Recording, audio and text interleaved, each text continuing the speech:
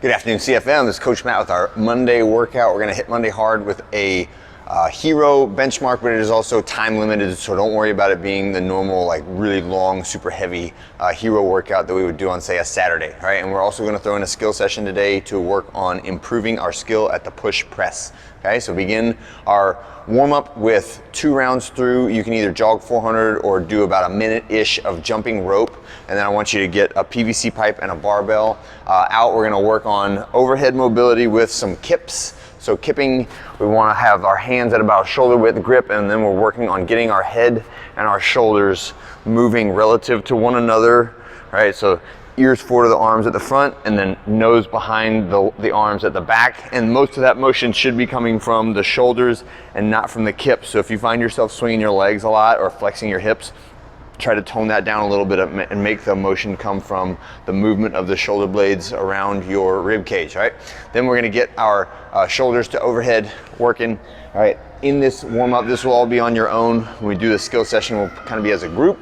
So shoulders to overhead progressive. So that means starting with our strict press, then moving to the push press, and then moving past the push press to the push jerk.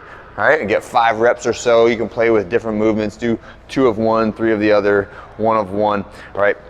But practice the different movements and try to feel the difference between the movements when you do it. The last one is our push-ups plus shoulder taps. So 5 reps of a push-up and 10 taps of the shoulder. So all the way down, up, tap, tap. All the way down, up, tap, tap. Okay, so 5 reps of that. When you are finished with that, everyone, I'd like to have our PVC pipes and barbells out. We're gonna work about 5 sets of 3 reps, and all we're gonna do is drill the different positions within the push press. So what I'd like to see is everyone standing, everyone with their bar in the front rack position, and all we're going to do, the coach is gonna say dip, and everyone's gonna hold the dip. And then coach is gonna say stand, and everyone is gonna hold the standing position. Dip, stand, dip, and stand. What we're looking for in that skill portion is that I'm not leaning forward as I dip, and that I'm not going up onto my toes as I dip. Keeping my foot flat, weight on the heels, hips sinking down on top of the heels. And one of the things that makes that a little bit easier is by pointing my toes outward and thinking about pushing my knees apart as I dip down, as opposed to just driving my knees forward.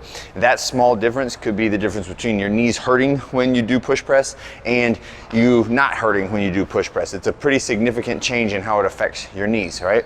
And then the next one we're gonna work is the full movement. So it's going to be dip, drive, press, right? And working on the sequence of the hips to the arm. What we're looking for in there is that while we are driving, I don't want the bar to leave my shoulders until my hips have completed the extension, right? And that is the functional piece of the movement, which is the core to extremity muscular dynamic, all right? So that is the coordination that we're looking for on the push press. So first we'll do position slowly, then we'll do dynamic stuff a little quicker.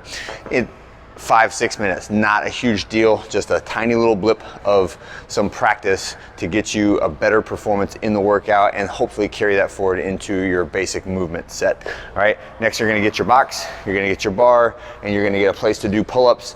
This is a relatively high volume workout, right? So the 20-minute AMRAP of 24-inch box jumps, 20 for the ladies, 30 reps, right? So from the ground, jump on top of the box, stand tall, step back down. For that many reps, I'm definitely going to recommend stepping down the majority of the time. If you want to jump down a few times just to get a little quickness in there, that's fine, but that's a lot of impact, right? So I think we get the majority of the propulsion benefit of the jump from jumping from the ground to the top of the box, and we get the majority of the wear and tear on our joints and the impact from jumping from the box down to the ground, right? So that is another thing that you can use to help get a good workout without needlessly attacking your joints while you're doing it.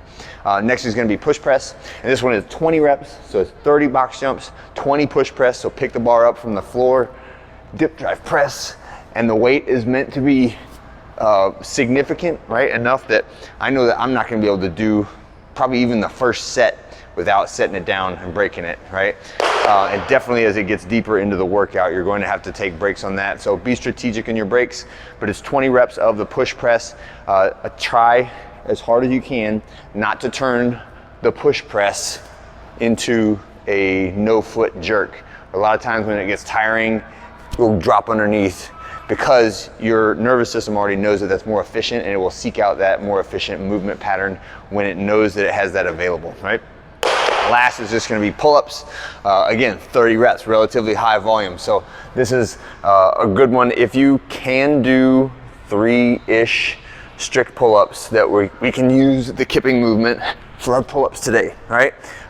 Jumping pull-ups would be another good alternative. Banded pull-ups would be a good alternative. What we'd like to see is, even in the later rounds, that you can knock out, say, 6 to 10 reps unbroken of whatever movement you choose. And it'll kind of be up to you. If you get to a certain point and you just hit a wall and you need a little bit of extra assistance to keep the workout moving, that's usually fine. And then I always say, like, balance that with, sometimes you cannot choose to make something easier and you need to just do it the hard way the whole time, right? And if today's that day, then I encourage you to go for it. Recognize that you just don't always have that choice. Sometimes the task is difficult, whether you want it to be difficult or not. And that is one of the benefits to the burn the boats style of training that I tend to advocate, which is you pick something and you stick with it for the entire workout, even if it gets just about impossible in the last quarter of the workout. That still builds strength, it still builds conditioning, it still builds mental toughness, and it kind of gets you used to doing hard things when you're really tired. So there's some value in that. All right, and that is the workout for today. It's called Danny. It's a really good hero workout. Hope you guys enjoy it, and I'll see you tomorrow.